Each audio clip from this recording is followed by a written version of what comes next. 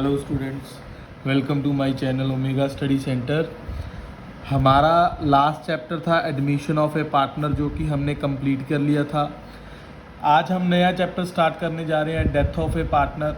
अगर किसी पार्टनर की डेथ हो जाए, बेसिकली हमने अभी तक क्या पढ़ा था कि अगर नया पार्टनर आता है, मतलब हमारी पार्टनरशिप डीड में एक नए पर्सन की एडमिशन होती है, तो हमने क्या करना है। लेकिन आज हम क्या पढ़ेंगे, अगर हमारी पार्टनरशिप डीड में से कोई पर्सन आउट होता है, कोई पार्टनर आउट होता है, तो हमने तब क्या करना है।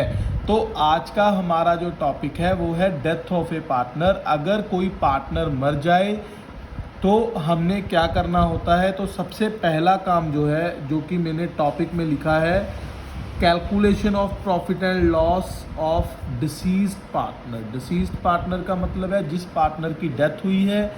अगर पार्टनर कोई मरा है, अगर कोई पार्टनर मर गया है, तो हमने उसे प्रॉफिट एंड लॉस में से शेयर कैसे देना है, हमने उसे कैसे कैलकुलेट करना है, वो आज हम करने वाले हैं। बेसिकली जो हमारे पास हमारी बुक में क्वेश्चन होते हैं, हम तीन तरीक़ों से, तीन मेथड से प्रॉफिट में से शेयर कैलकुलेट करते हैं डिसीज्ड पार्टनर का। सबसे पहला मेथड है on the basis of last year profit. हमने क्या करना है, पिछले साल के प्रॉफिट के अकॉर्डिंग उसे प्रॉफिट दे देना है। लेकिन सर हम कैलकुलेट क्यों नहीं करते कि अगर पार्टनर मर गया, हमारी बैलेंस शीट प्रिपेयर होगी, हमने कैलकुलेट करके प्रॉफिट दे देना है। तो हमारे पार्टनर, जो हमारा पार्टनर मर रहा है, उसकी डेट कुछ भी कंफर्म नहीं है। मान लो वो 31 मार्च को मर गया, फिर तो हमें पता है कि हमारा साल एंड हो गया। लेकिन वो अगर 30 अप्रैल को मर गया, तो हमने उस केस में क्या करना है, फिर हम दोबारा अकाउंट्स को क्लोज करेंगे, सारी मेहनत दोबारा। और एक चीज़ और, कई बार क्या होता है, हम अपनी पार्टनरशिप डीड में भी राइट डाउन कर लेते हैं कि अगर कोई पार्टनर मरता है, अगर कोई किसी पार्टनर की डेथ होती है, तो हमने उसे कौन से बेसिस पर प्रॉफिट एंड लॉस देना है। तो हमने इसी वजह से इन मेथड्स को फॉलो करना है कि जितने मंथ उसने इस साल में, जिस साल में उसकी डेथ हुई है, अगर उसने कितने मंथ उस साल में काम किया है, उसके बेसिस पर हमने उसे प्रॉफिट में से हिस्सा देना होता है। तो पहला मेथड क्या है कि हम नए साल का प्रॉफिट कुछ नहीं कैलकुलेट करेंगे, जो भी प्रॉफिट हुआ पिछले साल का, लास्ट ईयर का, हमने उसके बेसिस पर ही उसे प्रॉफिट दे देना है। लेकिन सेकंड मेथड क्या है, on the basis of average profit. हमें क्वेश्चन में बताया होगा कि आपको क्या करना है, कुछ साल्स की, कुछ ईयर्स की एवरेज कैलकुलेट करनी है। जो भी ईयर्स हमें क्वेश्चन में बोले होंगे, वो हमने क्या करना है, उन ईयर्स की एवरेज कैलकुलेट करनी है, और उसके बेसिस पर हमने उसे प्रॉफिट में से हिस्सा देना है। किसे, जो पार्टनर मर गया है। मतलब मरा हुआ पार्टनर पैसा कैसे ले सकता है, लेकिन सर आप तो बोल रहे हो उसे प्रॉफिट में से हिस्सा देना है। मरे हुए पार्टनर को देने का मतलब क्या है, उसका जो भी लीगली रिप्रेजेंटेटिव है, बेसिकली उसका एग्जीक्यूटर, जो भी उसका वारिस है, उसे हम उसका पैसा जो जब प्रोवाइड करते हैं, तो उसमें हम ये प्रॉफिट भी ऐड करते हैं, जो कि हमारा एस्टिमेटेड रहता है, जो हमने कैलकुलेट करना होता है इन तीन मेथड के बेसिस पर जो हम कर रहे हैं। और तीसरा मेथड क्या है, on the basis of sales and profit ratio. हमने क्या करना है, सेल्स और प्रॉफिट की रेशियो बनानी है कि हम क्या करते हैं, अगर हम कितने परसेंट प्रॉफिट कमाते हैं अपनी सेल पर, तो हमने इस साल की सेल देखनी है और उसके बेसिस पर उसे प्रॉफिट प्रोवाइड करना है। ये हमने कैसे करने हैं, वन बाय वन हम तीनों के तीनों केसेस करेंगे, मैं आपको बताने वाला हूं। लेकिन आपको मैं एक बार रिपीट कर देता हूं कि हम ऐसा क्यों करते हैं। एक तो हमें अकाउंट्स क्लोज नहीं करने पड़ते, पहली बात। नंबर 2, कई बार क्या होता है, हमें पार्टनरशिप डीड में दिया होता है कि आपने ऐसे ही कैलकुलेट करना है कि अगर कोई पार्टनर मर जाता है, अगर किसी पार्टनर की डेथ हो जाती है, तो आपने सिर्फ इसी मेथड से, चाहे वो लास्ट ईयर वाला हो, चाहे एवरेज हो, चाहे सेल एंड प्रॉफिट रेशियो हो, तो आपने सिर्फ इसी मेथड से उसे प्रॉफिट में से हिस्सा देना है जितने मंथ उसने सेम ईयर में काम किया है, जिस साल में उसकी डेथ हो रही है।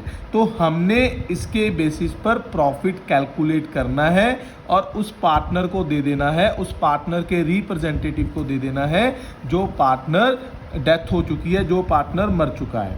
तो हमने अब उसे कैलकुलेट कैसे करना है, मैं आपके सामने एक क्वेश्चन लाने वाला हूं जिसमें मैंने तीनों मेथड्स मैंने एक बार क्वेश्चन में बनाए हैं, राइट डाउन किए हैं।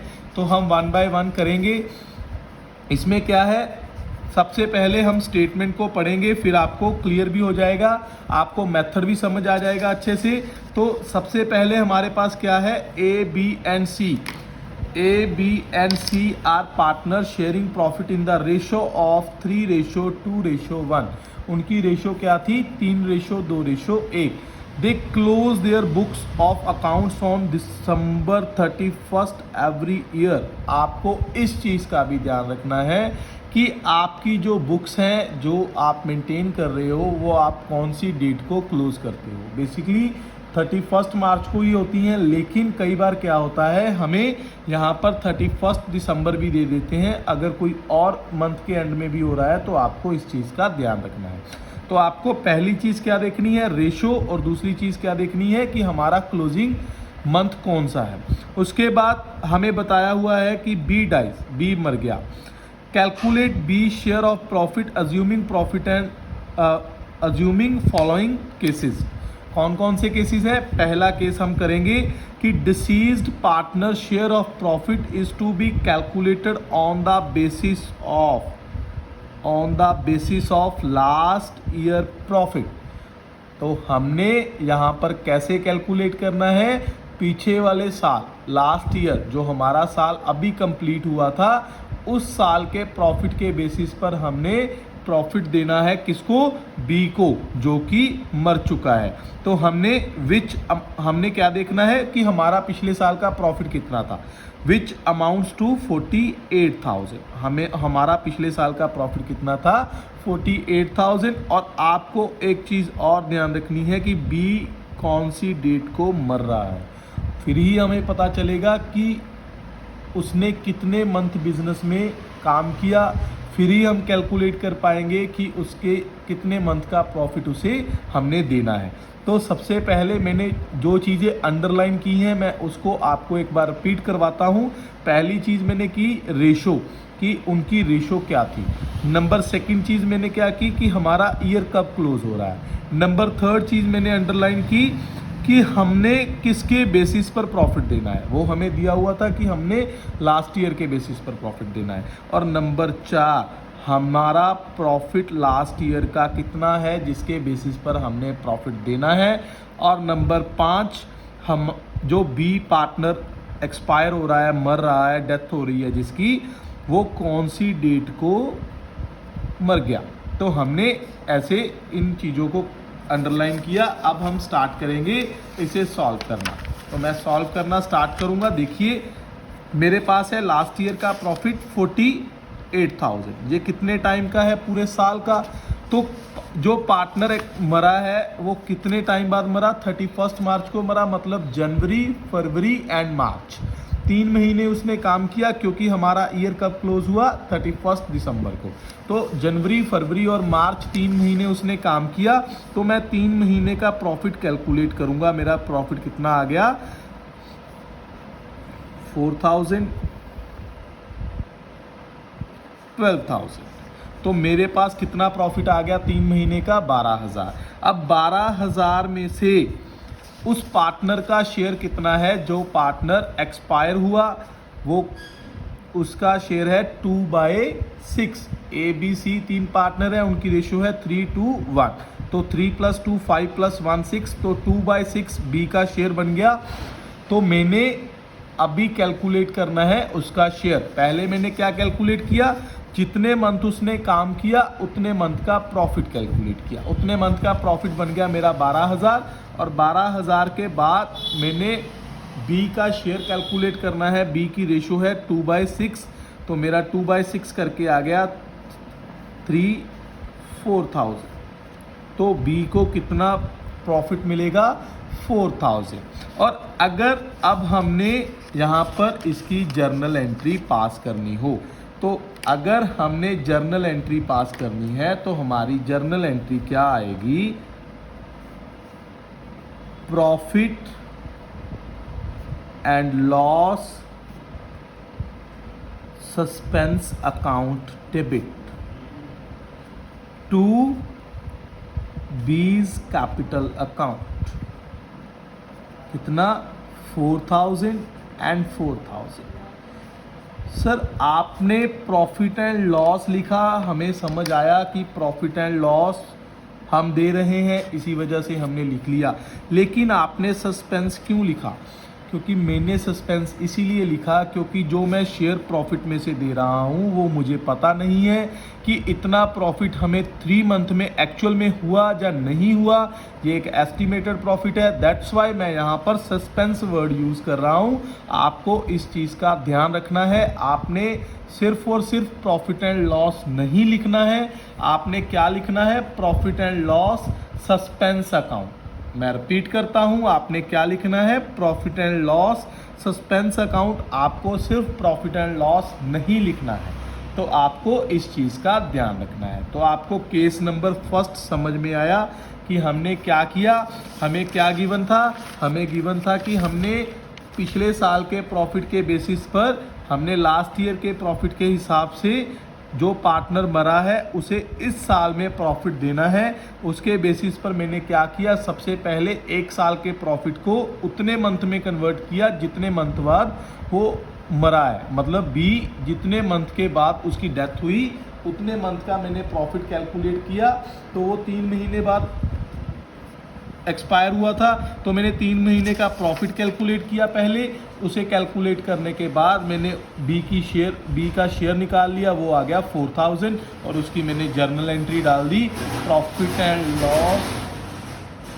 Profit and loss suspense account to B's capital account. Clear आपको? और अब हम बात करेंगे हमारे केस नंबर 2 की, जिसमें हमें क्या गिवन है कि deceased partner share of profit, deceased partner share of profit is to be calculated on the basis of average of last 3 years profit। हमने जो पार्टनर मर रहा है उसको जो हमने प्रॉफिट देना है on the basis of average of last 3 years profit. तो हमने पिछले 3 साल के प्रॉफिट के बेसिस पर उसे प्रॉफिट देना है और उसकी भी हमने एवरेज कैलकुलेट करनी है, which amounts to rupees 35,000, 25,000 and 30,000। जो हमारे पिछले 3 साल के प्रॉफिट्स हैं वो कितने कितने हैं? 35,000, 25,000 एंड 30,000। तो सपोज बी डाइज, बी कब मरा? मई 31 को जब बी एक्सपायर हुआ तो हमने उसका प्रॉफिट कैलकुलेट करना है। तो इसमें हमने क्या देखा? हमने देखा कि हमने कौन से बेसिस पर प्रॉफिट देना है। पिछले क्वेश्चन में क्या था? हमने लास्ट ईयर के बेसिस पर देना था, तो हमें 1 साल का प्रॉफिट गिवन था। लेकिन अब हमने 3 साल की एवरेज कैलकुलेट करनी है, उसके बेसिस पर देना है। तो मैंने 3 साल के प्रॉफिट्स को देखना है सबसे पहले। तो मैं क्या करूँगा? 3 साल के प्रॉफिट्स की पहले एवरेज कैलकुलेट करूँगा। तो केस नंबर 2, 3 साल का प्रॉफिट कितना कितना है? 35,000 पहला, मैं यहाँ पर लिख लेता हूँ एपी का मतलब average profit. 35,000, 25,000 and plus 30,000 upon 3। ये आप सभी को पता है क्योंकि हमने वैल्यूएशन ऑफ गुडविल वाला क्वेश्चन कर रखा है, चैप्टर कर रखा है, उसमें हमें पता है कि हमने एवरेज प्रॉफिट कैसे कैलकुलेट करना है। तो 90,000 अपॉन 3, तो हमारा एवरेज प्रॉफिट कितना आ गया? 30,000। ये 30,000 कितने टाइम का प्रॉफिट है? 1 साल का। ये तो हमें पता है 30,000 ये कितने टाइम का बन गया? 1 साल का। लेकिन वो मरा कब? मई 31 को। तो कितने मंथ हो गए? जनवरी, फरवरी, मार्च, अप्रैल और मई, 5 मंथ हो गए। आपको 5 मंथ का प्रॉफिट कैलकुलेट करना है इंटू 5/12। तो अगर आप 5/12 करोगे तो आपको क्या पता चल जाएगा कि हमारा 5 मंथ का प्रॉफिट है जो वो कितना बनता है, इंटू 5/12 आपको करना है और आपका प्रॉफिट आ जाएगा 12,500 रुपये। ये कितने मंथ का आ गया, 5 महीनों का प्रॉफिट हमने कैलकुलेट कर लिया। लेकिन इसके बाद हमने क्या करना होता है, इसके बाद हमने रेशो लगानी है, जैसे हमने पिछले केस में लगाई थी इसी, तो ऐसे ही मैं यहाँ पर रेशो लगाने वाला हूँ 2/6। तो मैंने जब 2/6 किया 12,500 का, तो क्या आ जाएगा, हमारे पास आ जाएगा बी का शेयर ऑफ प्रॉफिट। उसकी डेथ के बाद हमें कितना प्रॉफिट उसको देना है, तो कितना आ गया कैलकुलेट करके 4167, कितना आया 4167, ये हमारा बी को शेयर आ गया। मेरा एक्चुअल जो आंसर आ रहा था वो आ रहा था 4166.667, तो मैंने इसे ख़त्म करके यहाँ पर 7 लिख लिया। तो आप ऐसा भी लिख सकते हो, ऐसा भी लिख सकते हो। आपको कंफ्यूज होने की ज़रूरत नहीं है कि सर हमारा आंसर पॉइंट्स में आ रहा है, तो आपको कोई दिक्कत नहीं है। तो आपको क्लियर हुआ हमने कैसे प्रॉफिट कैलकुलेट किया। पहले मैंने एवरेज प्रॉफिट निकाला, जो एवरेज प्रॉफिट आ गया ये 1 ईयर के प्रॉफिट के इक्वल आ गया। तो मैंने 1 ईयर के प्रॉफिट में से 5 मंथ का प्रॉफिट कैलकुलेट किया, क्योंकि 5 महीने बाद जो पार्टनर था वो एक्सपायर हुआ था, उसकी डेथ हुई थी। 5 महीने का प्रॉफिट कैलकुलेट करने के बाद मैंने उसकी रेशो लगा दी, रेशो लगाने के बाद जो आंसर आया मैंने उसको उतना प्रॉफिट दे दिया। तो ये था हमारा केस नंबर 2। और जर्नल एंट्री आपको बिल्कुल वैसी ही डालनी है जैसी कि मैंने केस पहले में डाली है, सिर्फ अमाउंट चेंज हो जाएगी यहाँ पर। तो इसी वजह से मैं यहाँ पर जर्नल एंट्री नहीं डाल रहा हूँ। तो अब मेरे पास आ गया केस नंबर 3। तो केस नंबर 3 में मैंने क्या करना है, देखिए, तो मैंने आपको पहले ही बताया था कि हमारे पास 3 केस है, एक तो लास्ट ईयर के बेसिस पर, एक एवरेज प्रॉफिट के बेसिस पर, और अब हमारे पास कौन सा केस आएगा, सेल एंड प्रॉफिट रेशो के बेसिस पर। तो मैं आपको स्टेटमेंट पढ़ाने वाला हूँ, अच्छे से सुनिए, समझिए कि if the partnership deed provides that the share of profit till the date of death be estimated at the sum calculated on the basis of sales till the date of death by applying the ratio of net profit to sale for last accounting year। पहले आप इतना ही दोबारा से पढ़ें कि हमें क्या given है, कि अगर हमारी पार्टनरशिप डीड बोल रही है, हमें बता रही है, प्रोवाइड्स कर रही है हमें कि शेयर ऑफ प्रॉफिट, जो पार्टनर, जिस पार्टनर की डेथ हो रही है उसका share of profit till the date of death be estimated at some calculated on the basis on the sale till the date of death by applying the ratio of net profit to sale for last accounting year।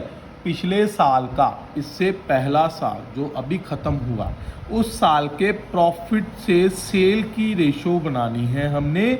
उसके बाद जो ratio आएगी उसे हमने apply करके इस साल के प्रॉफिट को कैलकुलेट करके हमारे पार्टनर को, उस पार्टनर को देना है जो पार्टनर मर चुका है। तो हमें गिवन होगा, क्या गिवन होगा, एक तो एक इस साल की सेल गिवन होगी और पिछले साल का हमें प्रॉफिट और सेल गिवन होगी। वो कैसे, देखिए, सेल फ्रॉम 1 जनवरी 2019, हमारा इस साल में 1 जनवरी 2019 से 31 मार्च 2019 हमें एंड में दिया हुआ है कि हमारा जो पार्टनर है वो 31 मार्च 2019 को मर गया। तो हमने सेल भी कहाँ तक की लेनी है, 31 मार्च 2019 तक की। Amounted to ₹30,000। हमारी इन 3 महीनों में, जनवरी, फरवरी एंड मार्च, 3 महीनों में सेल कितनी हुई, 30,000 रुपये सेल हुई। तो लेकिन पिछले साल में क्या हुआ था, sale and profit for the year 2018। पिछले साल में क्या हुआ था, क्योंकि ये साल हमारा 19 वाला है और जो हमारा लास्ट ईयर होगा वो कौन सा होगा, 18 वाला होगा। तो अमाउंटेड टू 3,60,000 एंड 54,000 रिस्पेक्टिवली। हमारी सेल है 3,60,000 और हमने प्रॉफिट कितना कमाया, 54,000। तो हमने अब इसके बेसिस पर क्या करना है, हमने बी को प्रॉफिट में से हिस्सा देना है। तो हम क्या करेंगे, सबसे पहले हम कैलकुलेट करेंगे कि हमारे जो पिछले साल का प्रॉफिट हुआ वो सेल का कितने परसेंट हुआ। तो मैंने सबसे पहले कैलकुलेट किया कि पिछले साल हमें प्रॉफिट हुआ 54,000। मैं यहाँ पर लिख देता हूँ फॉर्मूले के साथ, profit of last year and sale of last year into 100। मैंने क्या कैलकुलेट करना है, परसेंटेज कैलकुलेट करनी है। 3,60,000 इंटू 100। मैं अब इसे कैलकुलेट करूंगा, जीरो के साथ जीरो कैंसिल हुई और 23,5। तो मेरे पास आंसर आ गया 15%। आपको समझ आया? मैं रिपीट कर देता हूं अपनी बात को एक बार। मैंने पिछले साल का प्रॉफिट की सेल के साथ कंपैरिजन करके परसेंटेज कैलकुलेट करनी है। मतलब मैंने सेल का कितने परसेंट प्रॉफिट अर्न किया, मैंने अपनी सेल का कितने परसेंट प्रॉफिट अर्न किया। तो मैंने प्रॉफिट अपॉन सेल इंटू 100 किया, तो मुझे पता चल गया कि मैंने पिछले साल में 15% प्रॉफिट कमाया सेल का। तो इस साल में सेल हमारी कितनी हुई, अप टू डेथ तक हमारी जो सेल हुई वो कितनी हुई, 30,000। तो मैंने क्या किया, 30,000 का 15% कर लिया। कितना, 15%। मेरे पास आ गया 4,500।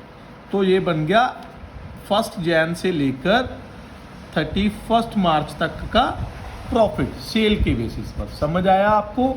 मैं एक बार रिपीट कर देता हूं अपनी बात को। मैंने पहले क्या किया, पिछले साल की सेल के साथ पिछले साल के प्रॉफिट को कंपैरिजन किया और मैंने कैलकुलेट किया कि हमने पिछले साल 15% सेल का प्रॉफिट कमाया। तो इस साल की सेल कितनी थी, 30,000। 30,000 का 15% मैंने जब किया तो मुझे पता चला इस साल का प्रॉफिट कितना होना चाहिए, 4,500 होना चाहिए। लेकिन 4,500 3 महीनों का कैलकुलेट कर लिया। उसके बाद हम क्या करते हैं, जब हमने मंथ का कैलकुलेट कर लेते हैं उसके बाद हम रेशो लगाते हैं। तो हमने यहाँ पर भी रेशो लगानी है।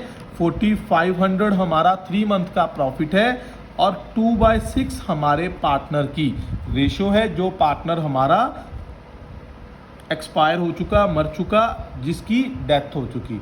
तो हमारा प्रॉफिट कितना आ गया, 1,500 आ गया, जो कि हमने डिसीज्ड पार्टनर को देना है। और उसकी एंट्री क्या रहेगी, profit and loss suspense account debit to B's capital.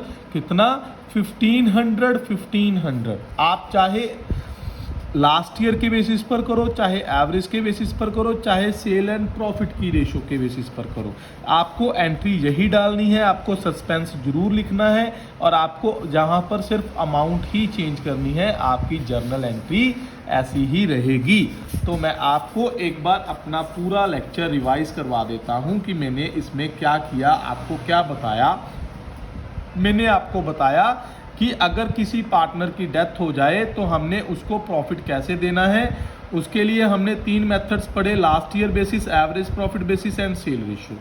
और उसको मैंने आपको कैलकुलेट करके दिखा दिया कि हमने कैसे कैसे कैलकुलेट उसे करना है। और आपको ये मैंने क्वेश्चन भी तीनों के तीनों मैंने केसेस आपको दिए हैं। इसकी फ़ोटो क्लिक करके मैं आपको वीडियो के एंड में अपलोड भी कर रहा हूं, आप स्क्रीनशॉट लेकर उसे दोबारा भी सॉल्व कर सकते हैं।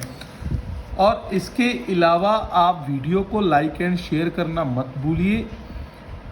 आज के लेक्चर में हमारा सिर्फ इतना ही है। नेक्स्ट लेक्चर में आपको मैं करवाने वाला हूं treatment of goodwill and calculation of interest on capital. हमारे इस टॉपिक के डेथ ऑफ ए पार्टनर के हमारे मैक्सिमम 4 to 5 लेक्चर होंगे, इससे ज़्यादा बनाने की ज़रूरत नहीं है। छोटा चैप्टर है लेकिन आपको 4 मार्क्स का एग्ज़ाम में आने वाला है। इसका क्वेश्चन आता है 4 मार्क्स का, तो आपको ये ईजिली हो जाता है एग्ज़ाम में। इसी वजह से आप इसे बिल्कुल भी लीनियंट मत लेना, आप इसे अच्छे से कर लेना।